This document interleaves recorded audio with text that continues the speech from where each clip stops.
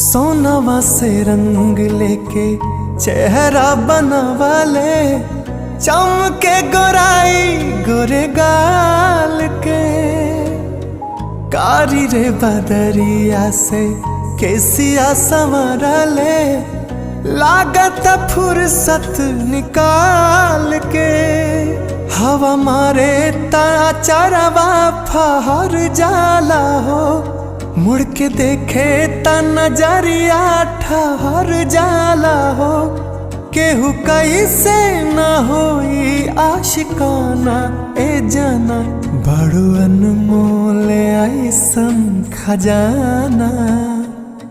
बड़ो अनमोल ऐसन खजाना, तोहर जोड़ा ना दोसर जनाना ए जाना।